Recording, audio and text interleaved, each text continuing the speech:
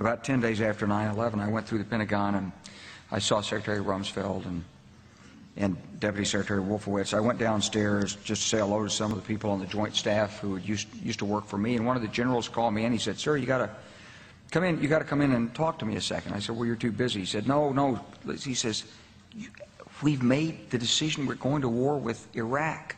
This was on or about the 20th of September. I said, "We're going to war with Iraq. Why?" He said, "I don't know." He said, "I guess they don't know what else to do." So I said, "Well, did they find some information connecting Saddam to Al-Qaeda?" He said, No. He says, "There's nothing new that way. They've just made the decision to go to war with Iraq."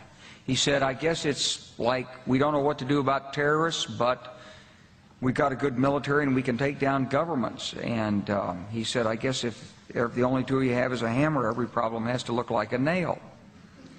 So I came back to see him a few weeks later, and by that time we were bombing in Afghanistan. I said, "Are we still going to war with Iraq?" And he said, "Oh, it's worse than that."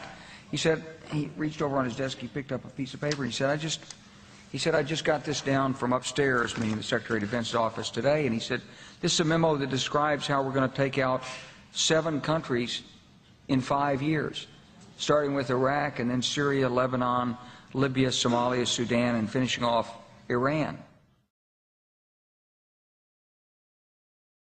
The truth is about the Middle East is, had there been no oil there, it would be like Africa. Nobody is threatening to intervene in Africa. The problem is the opposite. We keep asking for people to intervene and stop it. And there's no question that the presence of petroleum throughout the region has sparked great power involvement. Whether that was the specific motivation for the coup or not, I can't tell you, but there's always been this attitude that somehow we could intervene and use force in the region.